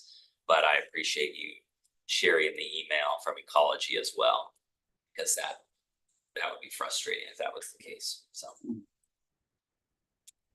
Could I ask a follow-up on, so it sounds like this emerging contaminants grant, which I think someone brought forward to us in public forum last week at our meeting, it may be a good grant for what we want to do, whether it be short-term or long-term contaminant, protecting people from contaminants. Does this EPA emerging contaminants grant have the same map issue or not? That I have not found because the application period Hasn't started. has. Yeah. The original application period already closed for the state. So I can't see that original application that Oh, the I state see. applied, and now it's just a continuation of. Because it was a, 5 or 6 year period grant and it's non-competitive for them. So I've not reached out and asked that question yet. Could presume it does not. 'Cause Right. the state grant would probably use state maps. And it's the federal map that like the issue with. That's So why I was would assume hopeful they that would this use one their would own not have the maps, same which- map issue, so, okay. So what you're saying is the state of health is applied to the feds for the funding. And then will it, Formulaic, it wasn't actually an application. okay, they got a certain Like percentage. CDBG. And then what is the next step with this emerging contaminants funding, the 17 million? Is to work with the State Department of Health to actually submit a project for their consideration and approval. Okay, so now they have the money and they are gonna ask for proposals. Correct. Okay, got it. And we're working with, I have my team working on watching for other PFAS applications, eligible applications coming available, as well as the federal consultant is doing the same thing. There's lots of PFAS research applications open. Maybe technical assistance ones, but to actually do the hard work, there is not a lot of them right now. Of course, we've encountered the issues that we've already talked about. And then we have the issue that a lot of these are going to be, as they continue to be, cost reimbursement. So if we aren't eligible to apply, if they have limits to nonprofits or water districts or health districts, whatever, we have to ensure that whoever the applicant has the ability to absorb those costs and seek reimbursement from the state. And as I understand the limitations, and correct me if I'm wrong, Jeff, but there's also an element in the use of the ARPA funds with regard to a COVID connection. And you end up encountering that when you get, I think it's above $1 million. So. Heather hit on that when you went into your office to grab the email. Okay, so at their threshold, that means you're only gonna be able to deal with 13 out of the 259 wells that have the presence of PFAS in it. So how do you pick which 13? Is that a lottery? Is that, what is that? So that becomes the other part of the challenge. And then the other thing is, then do you make it countywide? Or is it just, how do you limit it to just the West Plains? That becomes creative thinking with regard to how you structure that criteria and that RFP. Can I throw out, I don't know if there's interest, why don't we have someone from Department of Ecology come in at a future meeting and kind of tell us what they're working on? Because as I'm looking at their website here, the PFAS and West Plains private wells, it's a page on their website. It says, we are working with the Environmental Protection Agency, EPA, Washington Department of Health, Spokane Regional Health District, Eastern Washington University, the West Plains Water Coalition on PFAS contamination groundwater in northeastern West Plains near Spokane. So we're talking about that there's been talk about a work group. This sounds like a work group that they're already doing. So, I mean, we're asking it sounds like work is being done. How about we get a better understanding of what work is being done? You scroll a little further down the page, like I mentioned earlier, they talked about they are already working on getting people these point of use filtration systems. We're talking in this room today about using ARP to purchase point of use filtration system. The state is doing a lot of stuff that we've been talking about in this room today, saying, well, let's recreate the wheel and let's do it ourselves. How about we understand what ecology is doing, so we just quit going to ecology or going to essentially their ideas and saying, let's replicate it here. I mean, I don't care who gets credit for it. If it gets done, it gets done. But it sounds like there's kind of a lack of understanding of what exactly ecology is already doing. These grants, I think, are fantastic. If we can secure some of these, that's additional funding that can go towards the effort. But I've heard a lot of, let's just sort of plagiarize what ecology is already doing and call it our own ideas. So I think we need an understanding on what's happening there. So just want to throw that out. I mean, Commissioner CUNY sets the agendas. If we can get somebody from ecology sort of on the horn and get them in here at a future meeting, that might kind of clear up the direction we're going, because we've heard a lot of people over the last several weeks talk about a work group. Sounds like a work group's already in place. We've heard a lot of people over the last several weeks talk about that the county should purchase these filtration systems. Sounds like, based on what I'm reading here, ecology is already purchasing those filtration systems. So maybe our role is directing people to this website that I found on a simple Google search. So at this point, so if there are gaps, we can help fill those gaps, but we need to understand what the gaps are. It sounds like there's a lot of confusion on what's actually already available out there. So I see John Colton's on here. We've said his name several times. It's John. John, do you have anything to add to the discussion? Sorry, I was lurking as an attendee. No, I mean, I think, well, first of all, in terms of lack of visibility, I mean, do we all concur? Because I know there have been a lot of conversations with ecology, with, Commissioner French. I know you had rolling conversations with them. So, I mean, is there agreement by the board that we have that lack of visibility? Because, yeah, I mean, obviously hopping on a call with them makes perfect sense. I think with EPA on the grant side, I think we do have a lot of exploration to do, but also not being redundant. So I think I would defer to those commissioners that have been involved in those conversations before I could probably provide an informed opinion. So I Commissioner French, I mean, you're the most well-versed on this. Is there value of having somebody from ecology come in and kind of bring the other four of us up to speed on what's out there? Absolutely, and having them come up, because as I said, this is an evolving topic. Even from the June 3rd Water Coalition meeting till today, there's been new information, there's been new research that has been done by both the Department of Health, I'm sure ecology, but ecology in partnership with EPA and Department of Health are the ones that are funding the study that Dr. Pritchard is doing and stuff. And even he says, my study's not going to be done until 2026. I don't want to wait until 2026. I want to start trying to get filtration systems out there today and stuff. So, but having ecology come in and having I would suggest that it's probably not going to be a $15 or $20 million minute download. It's probably going to be at least an hour conversation, but learning what they have and what they know and what our conversations have been for the last couple of years now. But happy to do that, happy to line that up. Mr. Vice Chair. Yep. I appreciate that. I would welcome having them in here. I think that'd be good dialogue.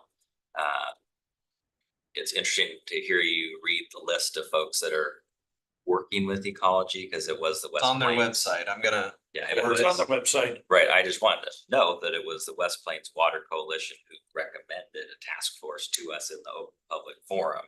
So maybe that's just a matter of us joining, if there's an existing conversation that's more formalized, I don't know. So that's just something to note.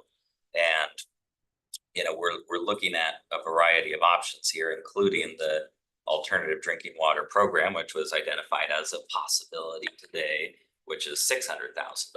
So if ARPA's up to $1 million, that might work.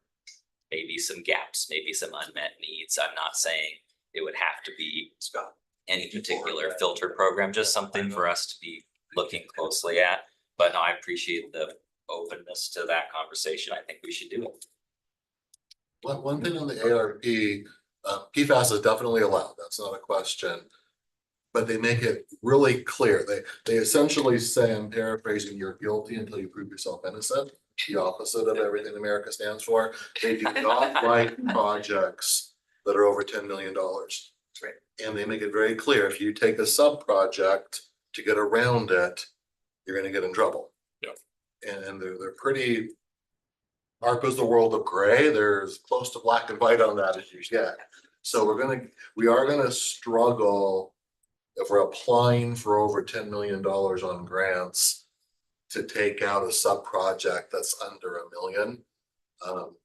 And again, that's a board choice to make, and it's worlds of gray. But just kind of want to reiterate that one. And then Commissioner Kearns, to your point on the state's funding stuff, they're funding the $250 kitchen tap stuff, not the 50,000. No, correct. Well stuff. So even though there's funding at the state, huge pot of funding still needs to be found. Oh, completely agree. Yep. Well, I'm more than happy to reach out to Director Beeler and have the conversation, set up a time for having her or her staff. My guess is it'll probably be Bree or Jeremy coming in and having a session with us.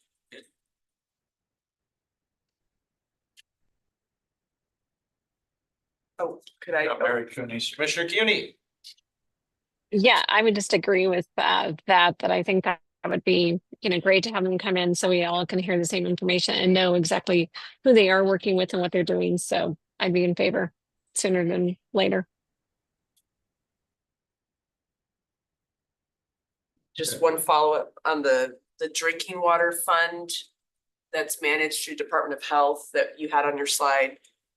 So it looks like it's either local health jurisdictions or community organizations that can request the funding. Is that true, or is the That's county? the one that we're waiting for confirmation on, because Okay. the email says that it is for individuals to apply for, yet what we found online said local health jurisdictions or community organizations. Okay. But that one also says you have to be able to do cost reimbursement, so a community organization That'd would be need to tough. be able Yeah. to front all of those funds and I get. wondered if maybe SNAP would work. They do a lot of household stuff already.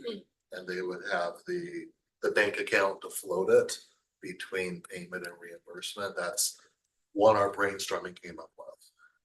In addition to, of course, Health District could do it. I would, for a nonprofit that'd be most familiar with this kind of work, it would probably be SNAP, or it'd probably be Community Frameworks would also be another nonprofit that would be in that category. So. And it looks like when you go to their little application form, the link, that testing would also be, like water testing is also an option with those funds. Right. If there are people that didn't get their wells tested, we know there's still some wells to be tested, so I know that first EPA ecology funding has kind of ended, but this could be an option for folks to get more testing done in some of those areas you're referring to, like new areas that may have contaminants, so. Yeah, And anyway. people also want post testing to make sure the filtration is doing what it's supposed to do. and bringing it down to the right levels, so there's testing on both sides. Oh, right. After the filter's put in, then testing to see, yeah. Commissioner CUNY. Yes, hopefully you can hear me. So I think when we have that meeting though, it'd be great to have Dr. Velasquez from the health district there as well. So that way we can try to get some of the partners that we know that would want to be are part of the conversation there. Yep, I think it's a great idea, and whoever is their lead at the health, yeah, because I don't know if it's Dr. V that would be leading on that or not, or if there's somebody Mental health. from one of the other departments with it, but yeah, I think that's a great idea. So Commissioner French? as long as we're gonna have a party, probably should also invite Dr. Pritchard.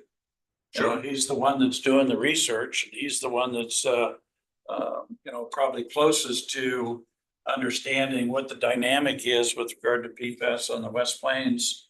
So probably have him in as well, so try and coordinate a meeting with all three of them at the same time, and then, if you guys are willing to block out the time, because it's gonna take at least an hour, if not more, to go through all of this. May suggest we even hold that meeting in our hearing room, just, I would not be surprised if Yeah. attendance is higher than normal. Yeah. For a Monday or Tuesday morning, so.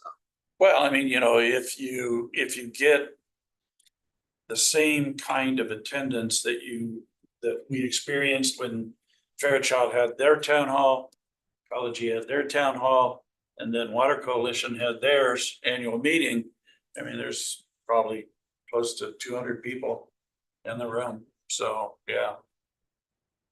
Do we want to invite the Water Coalition to be a part of that if they're engaged with many of the constituents? And if they're listed as working with or meeting with ecology? Well, if you look at their grant, they're supposed to be information distributing and stuff. They're not a coalition to be able to find a solution. They're a coalition to distribute information is what their grant provides for. So they can be part of it. Sure, they show up anyway. Right. Yeah. So, yeah. In my mind, what I think is most important is that we hear from Department of Ecology on what they're doing, what they're offering, what is available. What the And gaps. making sure that the folks in the room also hear that if they don't know about about the services or about the things that are offered by Ecology, that they're able to hear that. I want to make sure that folks understand what's available out there. I don't want that to be drowned out by anything. I only suggest it because if they are hearing from many of those impacted people, they may have good insight as to what the gaps are too. So.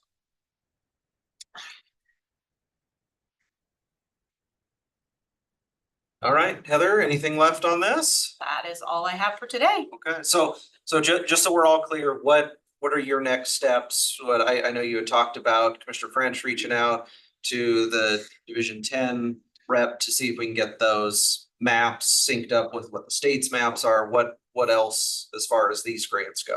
We're going to continue. We're gonna have Commissioner French reach out. We're going to continue to work on this application as if it were moving forward, just in case. And then we will continue to work with the State Department of Health on the emerging contaminants grant. And then continue working on any opportunities that come forward that are available that seem to fit. Commissioner French, you know the right person from I know all of Ecology them. to, all right. I know all of them. I've got them all on speed dial. Great. Thank you for your leadership on the issue, and I look forward to whenever we can get the calendar synced up and have someone come in. Yeah. Commissioner Jordan. Can you just make sure to look at that definition of I will. disadvantaged On track too. unincorporated? Thank you. Absolutely.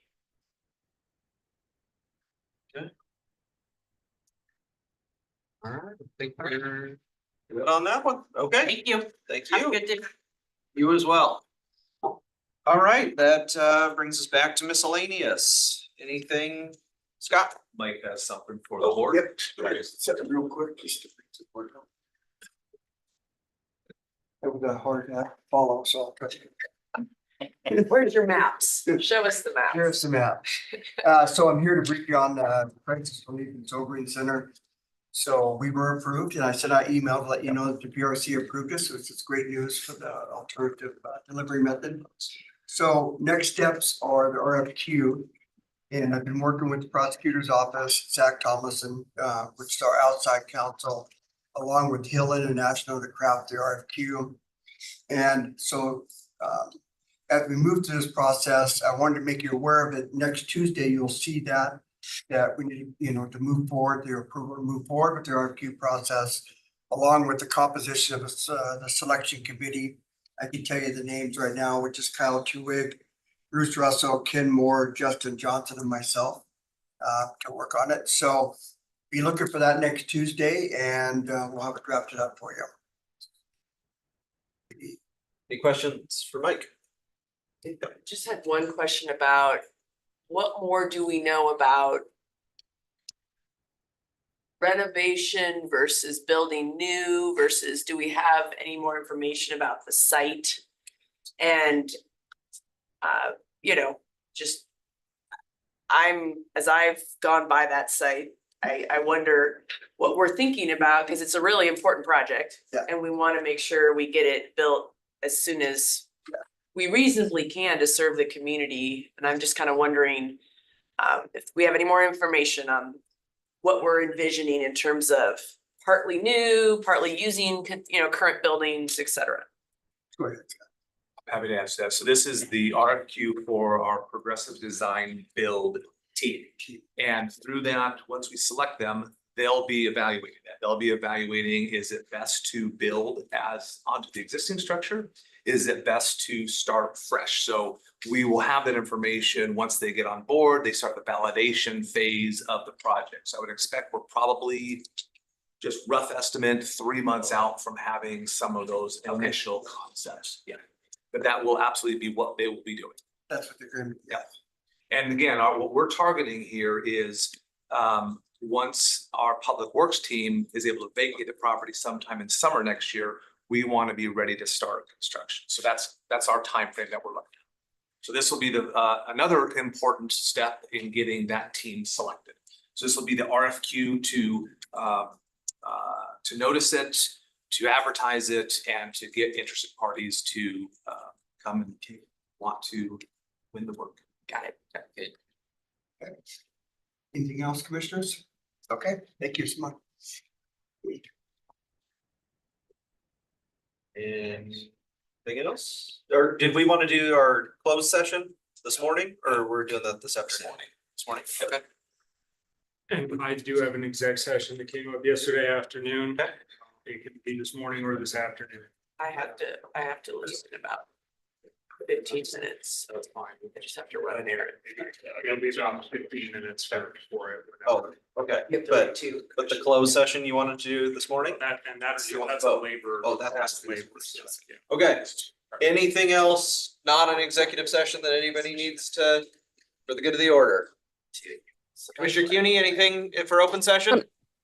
No, but for the closed session, since I probably won't be there, because I don't know, that'd be an executive session Zoom link. Scott, maybe you and I can just touch base on it. So, and also just so everybody knows, with our new Zoom account, there is no longer an executive session link. Ron will move you to the breakout room. So we no longer have two links anymore. Just so everybody knows that for future, if anybody's zooming in. Yeah, we'll have Gina update that. But yeah, we're just one Zoom link for everything. Ron will move you to those rooms. So, Okay. Okay, so seeing nothing else, we will then, so we just check, we're going to adjourn this morning meeting and then we are gonna move to a closed session. Correct. I don't need to announce who's in it, correct? Okay, all right, then it is 11:15. We are going to adjourn our morning meeting here. We will be having a closed session regarding labor negotiations. And then we will reconvene for our 2 o'clock this afternoon. Thanks for joining us.